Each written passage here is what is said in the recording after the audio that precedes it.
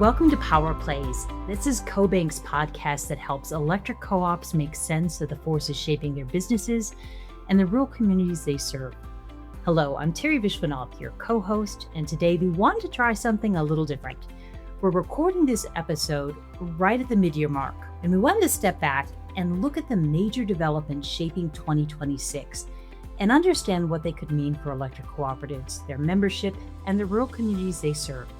As always, I'm joined by my colleague and co-host, Tamara Reynolds. Hey, Tamara.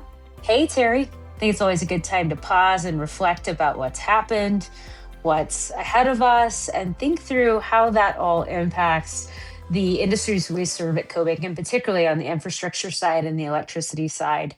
One thing I wanted to bring to everyone's attention is we will have a new voice on the podcast going forward. I'm excited to be introducing Esther Simon. She's a relationship manager on my team at CoBank. Esther, why don't you introduce yourself and tell the folks a little bit about you? Thanks, Tamara. I am really excited to be here and be part of the conversation. I joined CoBank about 2.5 years ago, and prior to that, served an electric distribution co-op in northern Minnesota and got to see a little bit of everything. So, as a CFO, along with HR or human resources and information technology. In my time here working at CoBank, I have gotten to know some of the customers and borrowers that we work with and some of the challenges that they face. So I think this is a really good time to check in and take a look at how the year has gone so far and what's lying ahead for customers that we work with. Hey, so let me start us off by framing where we're headed. For this mid-year check-in, we've organized the conversation around 6 issues that we think matter most to electric cooperatives in the back half of 2026. Listeners can expect a practical discussion of global events that hit hard locally, as well as other economic and policy-related pressures that directly impact the current operating environment for electric co-ops. The message I want to send to our listeners is that our goal with this podcast check-in is not just to identify the headlines, but to connect those developments with what co-ops, their members, and rural communities are experiencing on the ground. We're going to quickly cover geopolitical risk and inflation, FEMA and other regulatory changes, what grid resilience means today, and opportunities to reconsider broadband investment. The first of the issues we want to tackle really is the conflict occurring in the Middle East, which has dominated global headlines because of its implication for energy markets, shipping flows, and economic confidence. Even with a ceasefire and a planned formal signing later this week, the disruption has already sent aftershocks through the oil markets and global supply chains. For rural communities, those effects can show up quickly in higher fuel and transportation costs, tighter household budgets, and added pressure on the businesses and electric systems that support local economies. While the world can look forward to recovering about 15 to 20% of its usual supply of oil and liquefied natural gas, the market is pricing in relief that I don't think is warranted. Right now, Brent crude oil, the global benchmark, has slid below $80 a barrel, and it's well under the $110 it was trading back in May. But these traders might be getting ahead of themselves, and we see the market remaining tight for the remainder of the year. Yeah, absolutely. I think that's a great point. And when you talk about the global economic situation that we're in, I think that's where you can start to tie it back to the rural electric co-ops, that we work with, because they start to feel that as well. When you talk about materials and supplies that they're needing to run their businesses on a day-to-day basis, that all comes into play. You're absolutely right. And the ability to sort of pay bills, right? When you have seen a price increase at the pump, for many Americans, we think about energy costs. This is their number one energy cost, is what they're paying at the pump. Yeah, that's a good point, Terry. And we can sit and talk about what's going on with Iran, but the reality is there's still a conflict with Ukraine and Russia, right? And so that bleeds over into other affordability issues. We feel it largely in different segments of the ag side. You see it with policy concerns around trade, but overall, there's a number of elements about global conflict that continue to cause pricing impacts and challenges at the rural level that are exacerbated relative to urban areas. And I promise the audience we didn't share notes, but Esther, your number one issue happened to be very related to this issue, which is rising equipment and material costs, right? Yeah, definitely. That is something that we've seen impacts on. Certainly, I think when you look at an entire electric distribution system, inflation has impacted nearly every component. When I think about an electric distribution system, I think about poles, wires, labor, things like switchgear and insulators, all the different parts and components, and they cost significantly more than they did even just a few years ago. I was talking to a co-op recently that had seen some price increases on transformers. A transformer may cost something 3 years ago, and it costs significantly more today. So when you think about just something as simple as a transformer, but you multiply that across the entire system that they're maintaining and building, the financial impact, I think, of that becomes pretty real. Yeah, and the timing, right, Esther, is really important because as we think about the critical need for replacement, so about 70% of the grid is end of life. The components are 26 years or older. And we're seeing these inflationary pressures occur at a time that we're seeing an uptick in replacement, not to mention the new build that's occurring to meet the demand ahead. So all of which are putting upward pressure on prices. Definitely. I think the other challenge, that comes with prices is labor, of course. I think the labor component of that is sometimes not talked about as often, but that's a real challenge, especially when we're working with co-ops in rural areas. That skill is in high demand and it's hard to come by. So that competition, especially in rural areas, definitely has a financial impact as well. Yeah, I think both of what you guys are saying is sort of putting a finer point on the challenges with affordability and what that looks like. And we continue to hear that from customers and, on their own or in isolated instances, equipment costs, labor costs, and replacement costs of all the things that we think about when we think about systems is one thing. And then you have to also take it from the lens of how do you recoup those costs and what's possible. And also, from a policy perspective, if you have something from a regulatory perspective, how do you manage that aspect of this, and what does that look like when you go to a commission or to, in some cases, boards of directors may ask tougher questions than the commission, but how does that flow through when you think about the overall impact to the system and being able to make strategic decisions that really highlight affordability and reliability, which are two of the main tenets that utilities overall and electric co-ops in particular focus on. Tamara, do you think, just, from your seat, I know you've been in the marketplace working with co ops for quite a period of time. This environment that we're in, the regulatory environment, it feels different. It feels like we're in a much more muscular regulatory environment. And that could be simply because costs are rising. And with regulatory commissions, we're seeing that every time a rate increase goes through, only 58% of the rate requests that are being proposed in front of regulators are actually being approved. And this is a very different environment. I think we're living through a very changed environment with regard to the policies or the guardrails around the industry we work with. Yeah. Terry, I think you're right. I mean, I think sometimes people have difficulty separating how they feel personally from what their role is, perhaps in a seat, from either a staff recommendations perspective or a commission chairperson perspective, too. And so when you feel personally like your dollar doesn't go as far, that may bleed into how you show up at your job or how you show up in your role when it comes to deciding who carries the cost and who bears sort of the obligation of some of those decisions. And I think it only is exacerbated by the fact that we're continuing to see, and this is, my sort of hot take issue is policy development when it comes to data centers, and I think it's hard for people to separate the cost of electricity and delivering that service with whole new spectrum of customers that are potentially coming to the grid, and what that means for cost causation and being able to separate how that is recovered. And so to me, I think that's a different challenge than some of these states have ever had to grapple with, and it's causing some confusion and maybe a little bit of pain.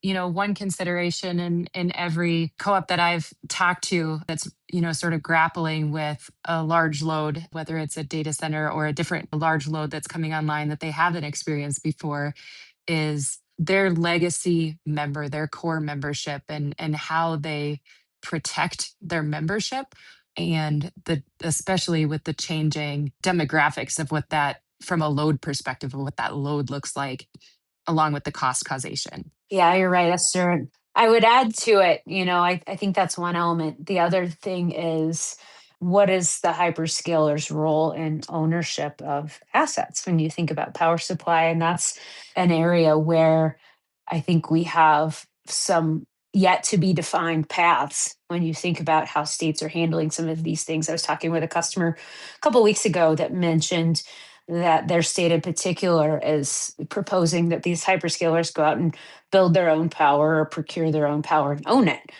And that has very different implications in terms of what a utility is and how that, system operates relative to how it's ever been thought of when you think of a large load or a commercial account or something like that, or industrial account. So it really is bringing to bear some new sort of thought processes around what are the intended and unintended consequences of making some of those calls for the sake of trying to split out cost causation from the equation. Yeah, and a changing ownership pattern, I think, is ultimately going to influence where the power plants are going to be located, how materials and fuel will be sourced, and to be honest with you, who benefits, right? So I think this is really an important time.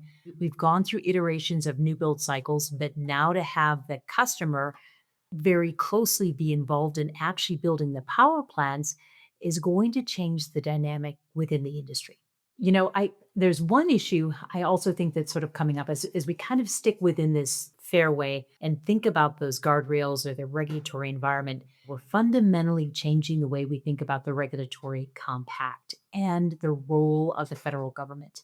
We have seen some pretty muscular policy overtures, especially from the Department of Energy. The ANOPR that was issued last year that directs the ISOs to figure out how to do direct connection with these large loads. Pretty big deal. But the other happens to be really and fundamentally the protection or the safety net that's created by the federal government. One of the issues I brought up, or my second issue, is really FEMA reform, which has very real consequences to rural reliability. So the FEMA reform at the moment is really moving on two different fronts. We have the White House initiative that really is intending to shift the financial burden to the states. And then we see a congressional bill that's aiming to spin FEMA out of the Department of Homeland Security and speed up infrastructure funding.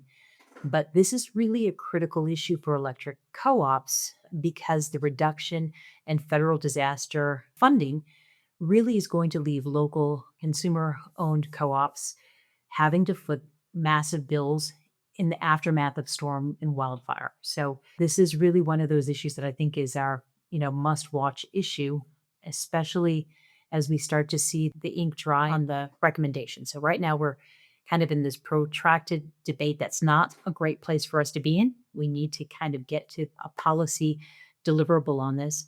And especially because we're sitting in June and hey, hurricane season is already underway. Yeah, Terry, it's one of those things that, I know Esther and I have been watching pretty closely, particularly since the storms in North Carolina. And gosh, it feels like it's been a few years now, but that process is moving a little bit more slowly than we'd hoped. But it's such a critical piece of how, as a bank, get comfortable with supporting customers as they're trying to rebuild their systems or thinking about what the long term replacement plan looks like. And so to get some of that settled, I know will go a long way and sort of giving, I know, the bank's peace of mind and what the future looks like for co-ops and utilities as a whole, right? When you think about providing one of those lifeline services that everyone needs. Definitely. As I'm listening to this conversation, I'm thinking about the members in those communities after a disaster, a storm. And what they're not thinking about is what is the FEMA formula or what is the paperwork that needs to be done. They're thinking about when can I get power back on? My goodness, we've just had this disaster. And the co op show up with the mission of getting that power back on. And I think it's always nice to see if there's some alignment that can happen between what the electric co op's mission is, what the member needs, and then ultimately what can happen with FEMA. And Esther, that was a really important point when we talked about this was, not necessarily just getting the funding to put back the same system, but grid resilience was top of mind for you. Absolutely. I think grid resiliency is something that I've had quite a few conversations about. And I think it's something that co-ops are facing, as you talked about earlier, the aging infrastructure that's in place and how can we move forward and make sure that the grid is not only as strong as it is today, but stronger into the future, especially with the dynamic loads and frankly large loads coming online, and how do we maintain that reliability and increase reliability? Ultimately, I think members expect reliability, and data centers kind of demand it, right? So it's not necessarily whether reliability and grid resilience matters, but I think it's a matter of how much is it going to cost and who's willing to pay for it. That's something that's on the top of mind of a lot of co-ops, certainly that I've talked to recently. Esther, when I think about it too, I mean, it's always been important. It seems to be more important than ever when you think about some of the additional services that these businesses in these rural communities rely on and these homes rely on. When you think about internet and you think about high speed connectivity, right? That sort of amplified the reliability factor in many cases. And when I think about it, sometimes people would rather sit in the dark and have a connection than they would perhaps have both. But the reality is, you can't get one to work without the other. And so I think there's some value in being responsive and providing that. And whether that's an investment you're making and thinking about hardening your system, or whether it's managing an issue that occurs in some regions of the country, like wildfire and wind and some of those things that can be devastating. I think this just continues to become more and more important as time goes on. And Tamara, I know that many of our co ops, when they think about the smart investments that really strengthen their communities, some have defined this in a very broad way, which, actually includes being able to provide broadband service, right? You sort of mentioned that this is really an inflection point for the investments that were made of really bridging the rural gap. What did you mean by that? Yeah, Terry, it's one of the things that I sort of called out to my team back in January, and I don't know if Esther remembers that or not, but we're sort of at a point where you've got projects, I'll say projects, but businesses, broadband businesses that have grown, they have been fully built out, and you're, still striving for additional subscribers in some cases. And there are a lot that are very successful. There are some that are wishing that they could maybe optimize what they're doing so that they could continue to repay the investment that they've made to make these communities thrive and have access to high speed internet in a way that they never have before. And then you've got, I would say a fraction of folks that, for one reason or another, things maybe just hadn't panned out the way they'd planned, right? And we're sort of in this window where the margin for error is tighter than it's ever been when you think about the success of some of these businesses, right? And particularly with electric co-ops, where you have, in a lot of cases, not for profit mindsets on the co op side, and you have for profit competitive businesses within broadband. And how do you balance those two while keeping in mind that interest rates are higher, labor is higher, and the investment costs for things like head end units and fiber, if you're still building, are going to other areas that maybe you got BEAD money for. Those decisions and sort of the success rate of those gets harder to hit when you have more factors at play that sort of bleed into profitability. So for me, that's something I've been watching since January, knowing that a lot of people are continuing to think about, where do we take this project? When is the right time to let it go if it needs to be let go of? And what does that look like for the business, and sort of what is our contingency plan if we don't want to continue to operate this? So, it's one that's top of mind for me, and one that I know a lot of people are starting to ask us questions about. That's really helpful. We've covered a large amount of territory here, guys. How do we take this information and really utilize it if we're a co-op for the balance of the year? And any suggestions there? I mean, when you look at the headwinds facing the industry, one thing that I always think of when I think of headwinds are also opportunities, right? And so there's definitely some pretty great investments that are being made in communities and in systems in all of these areas. I think it can be a transformational time in the industry. I do think that all of them require careful consideration, and I think ultimately success, whether it's your fiber business, your electric business, or working through a disaster, it always comes back to disciplined planning, execution, and leadership. That's helpful. Tamara, your thoughts? Yeah, I would agree with all that Esther said. I mean, I think you've got a number of resources at your disposal when it comes to partners like CoBank, helping you think through choices. And certainly you have key initiatives that are important to your particular co op and its members. And so being really attuned to how you have to pivot and be thoughtful around what is coming your way, and using strategic planning as a tool, I think is incredibly helpful to do that. But continuing to lean into those options and resources, and really putting your members first when you think about all the things that you have to do to keep the lights on, so to speak.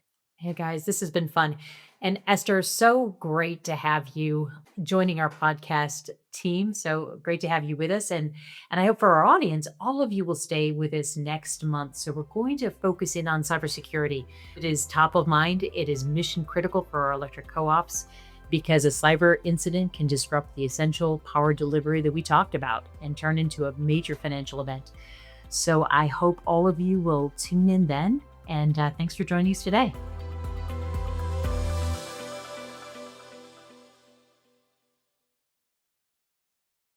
CoBank's Power Plays podcast is intended for informational purposes only, and the information should not be used without CoBank's express written permission. The information provided in the podcast is not intended to be investment, tax, or legal advice, and should not be relied upon by listeners for such purposes. The information contained has been compiled from what CoBank regards as reliable resources. However, CoBank does not make any representation or warranty regarding the content and disclaims any responsibility for the information, materials, third-party opinion, and data included in the podcast. In no event will CoBank be liable for any decision made or actions taken by anyone, person or persons, relying on information contained in this podcast.